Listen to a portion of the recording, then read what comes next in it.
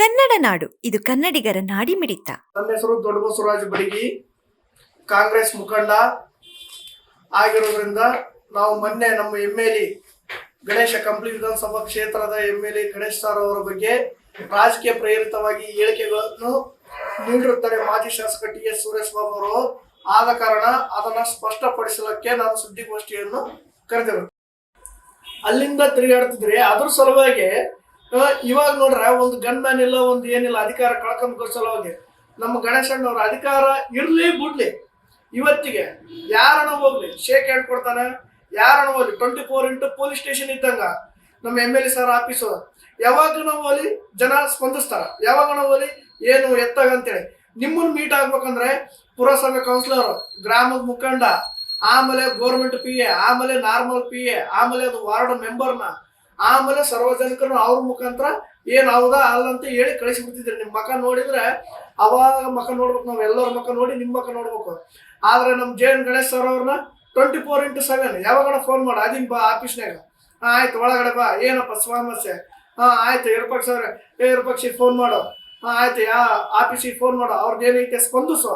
First ನಿರಂತರವಾಗಿ ಬಡವರಿಗೆ, ಭಕ್ತರಿಗೆ, ಎಲ್ಲರಿಗೆ ದೇವರಾಗಿ ಕುಂತಾರೆ. ಯಾಕಂದ್ರೆ ಒಬ್ಬ MLA ಬೆಳಿಗ್ಗೆ ಟಿಫನ್ ಮಾಡಿ 6 ಗಂಟೆಯಿಂದ ಬೆಳಿಗ್ಗೆ 10:30 ಮಟ ಆಫೀಸ್ನಲ್ಲಿ ಕುಂದಿರ್ತಾನೆ. 10:30ರಿಂದ ಸಾರ್ವಜನಿಕರದು ಎಲ್ಲ ನೋಡಿ, ಎಲ್ಲ ಹಳ್ಳಿಗಳಿಗೆ ಅಡ್ಡಾಡಿ ಏನು ಜನ ಸಮಸ್ಯೆ ಐತೆ ಏನಿಲ್ಲ ಅಂತೇಳಿ ಫೋನ್ ಮಾಡಿ ಏನು ಹೇಳಿರ್ತಾರೆ ಅದನ್ನು ಹೋಗಿ ಎಲ್ಲ ಭೇಟಿಯಾಗಿ, ಖುದ್ದಾಗಿ ಗ್ರಾಮಕ್ಕೆ ಭೇಟಿಯಾಗಿ ಎಲ್ಲ ನೋಡ್ಕೊಂಡು ಬಂದು ಸಮಸ್ಯೆ ಪರಿಹಾರ ಹುಡುಕ್ತಾನೆ. 2 ತಾಸು ರೆಸ್ಟ್ ಮಾಡಿ ಮತ್ತೆ 3 ಗಂಟೆಯಿಂದ ರಾತ್ರಿ 10 ಗಂಟೆವರೆಗೆ ಜನರ ಸ್ಪಂದಿಸಿ ಎಲ್ಲ ಇದು ಮಾಡ್ತಾನೆ.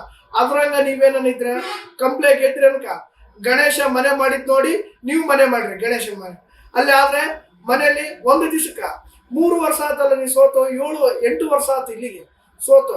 8 ವರ್ಷದಾಗ ನಾವು 1 ತಿಂಗಳನ್ನ ನೀಟಾಗಿ ನೆಟ್ಟು ಕುಂತು ಆಫೀಸ್ನಲ್ಲಿ ಜನರ ಸಮಸ್ಯೆ, ಇದೇ ರೈತರ ಸಮಸ್ಯೆ ಬಂದು ಕುಂತು ಏನು ಸಮಸ್ಯೆ ಏನಿಲ್ಲ, ಅಟ್ಲೀಸ್ಟ್ ನಿಮ್ಮ BJP ಕಾರ್ಯಕರ್ತರ ಸಮಸ್ಯೆ ಅಲ್ಲಿ ನೀವು ಕೇಳ್ಕೊಂಡ್ರೆ ಯಾತಣ, ನಿಮ್ಮ BJP ಕಾರ್ಯಕರ್ತರಿಗೆ ಏನೋ ತೊಂದರೆ ಆದಾಗ ನೀವು ಬಂದು ಸ್ಪಂದಿಸ್ರ ನಿಮ್ಮ ಆಫೀಸ್ನಲ್ಲಿ ಇಲ್ಲ. ಯಾಕಂದ್ರೆ ನಿಮ್ಗೆ ಚುನಾವಣೆಗೆ ಅಷ್ಟೇ ಬೇಕು ನಿಮ್ಮ ಕಾರ್ಯಕರ್ತರು.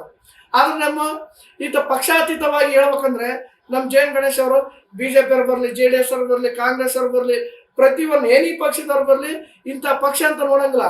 ಯಾರು ನಮ್ಮ ಕ್ಷೇತ್ರ ಜನತೆ ಬಾಪ ಏನು ಬೇಕು ಸಹಾಯ ಮಾಡ್ತೀವಿ, ಏನು ಬೇಕು ಅಭಿವೃದ್ಧಿ ಮಾಡ್ತೀವಿ, ನಿಮ್ಮ ಕೀರಿಗೆ ಏನಿಲ್ಲ, ನಿಮ್ಮ ವಾರ್ಡಿಗೆ ಏನಿಲ್ಲ, ಏನು ಹೇಳ್ರಿ ಖುದ್ದಾಗಿ ಹೇಳ್ರಿ, ನಾನು ಯಾವುದೇ ರೀತಿಯಿಂದ ರಾಜಕೀಯವಾಗಿಲ್ಲ, ಪಕ್ಷಾತೀತವಾಗಿ ಕೆಲಸ ಮಾಡ್ತೀನಿ ಹೇಳ್ರಿ ಅಂತೇಳಿ ಕೇಳ್ತಾರ. ಅದನ್ನ ಬಿಟ್ಟು ನಿಮ್ಮಂಥ ಶಾಸಕರೇನ ಇವತ್ತು ಸಿಕ್ಕಿಬಿಟ್ಟಿದ್ರೆ ಯಾರು ಒಬ್ಬ MP ಬಂದಂಗೆ ಆಗ್ತಿತ್ತು ನೀವು MLA ಅವರು ಬಂದ್ರೆ. ಆದ್ರೆ ನಮ್ಮ ಕ್ಷೇತ್ರದ ಗಣೇಶಣ್ಣ ಅವರು ಬಂದ್ರೆ ಮನೆಗಳಿಗೆ ತಂದೆಯವ್ರು ಬಂದಂಗೆ ಆಗ್ತದ. ಆಗ್ಲೆಲ್ಲ ಕೆಲ್ಸಕ್ಕೆ ಹೋಗಿ ತಂದೆಯವ್ರು ಹೆಂಗ್ ಬರ್ತಾರೆ ಮನೆಗೆ, ಅದ್ರಂಗೆ ಬಂದಂಗೆ ಆಗ್ತದ. ಕ್ಷೇತ್ರದ ಜನತೆಗೆ ಆತ ಆಫೀಸಿಗೆ ಬಂದ್ರೆ ಎಲ್ಲ ಊರುಗಳು ತಿರುಗಾಡ್ಕೊಂಡು ಆಫೀಸಿಗೆ ಬಂದ್ರೆ ನಮ್ಮ ತಂದೆಯವರು, ನಮ್ಮ ಕಕ್ಕನವರು, ನಮ್ಮ ಅಣ್ಣವರು ಬಂದಂಗೆ ಆಗ್ತದ ಆಫೀಸಿಗೆ, ಅಷ್ಟಕ್ಕಂದು ಸ್ಪಂದಿಸ್ತಾರ. ಆದ್ರೆ ನೀವು ಸ್ಪಂದಿಸದಂತ ರೀತಿ ಸರಿಯಾಗಿಲ್ಲದಕ್ಕೆ ಕಾರಣ ನಿಮ್ಮನ್ನು ಕಂಪ್ಲಿ ಕ್ಷೇತ್ರದ ಜನತೆ ತಿರಸ್ಕಾರ ಮಾಡಿದ್ದಾರೆ. ನಿಮ್ಮ ಬಗ್ಗೆ ನಾವು ಹೇಳ್ಬೇಕಂದ್ರೆ ಇನ್ನು ಹೆಚ್ಚಿನ ಮಟ್ಟದಲ್ಲಿ ಈ ಕಂಪ್ಲಿ ಕ್ಷೇತ್ರಗಳನ್ನು ಬಿಟ್ಟು ಬೇರೆ ಕ್ಷೇತ್ರಕ್ಕೆ ನಿಮ್ಮ ರಾಜಕೀಯ ಭವಿಷ್ಯಕ್ಕೋಸ್ಕರ ಚುನಾವಣೆಗೆ ನಿಲ್ಲೋದು ಸೂಕ್ತ.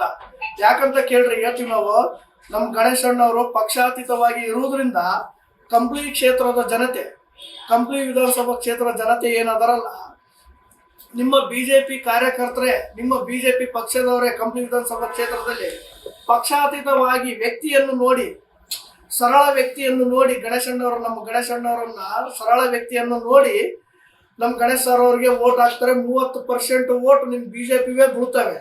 ಆದಗೋಸ್ಕರಕ್ಕಾಗಿ ನೀವು ಬೇರೆ ಕ್ಷೇತ್ರ ನೋಡ್ಕೊಂಬೋದು ಸೂಕ್ತ ಅಂತ ಹೇಳಿ ನಾವು ಇದು ಮಾಡ್ತೀವಿ. ಸಮಗ್ರ ಸುದ್ದಿಗಳಿಗಾಗಿ ತಪ್ಪದೆ ನೋಡಿ ಕನ್ನಡ ನಾಡು ವಾಹಿನಿ. ಸಬ್ಸ್ಕ್ರೈಬ್ ಮಾಡಿಕೊಳ್ಳಲು ಕೂಡಲೇ ಪಕ್ಕದಲ್ಲಿ ಕಾಣುವ ಬೆಲ್ ಐಕಾನ್ ಕ್ಲಿಕ್ ಮಾಡಿ ನೋಟಿಫಿಕೇಶನ್ ಪಡೆಯಿರಿ.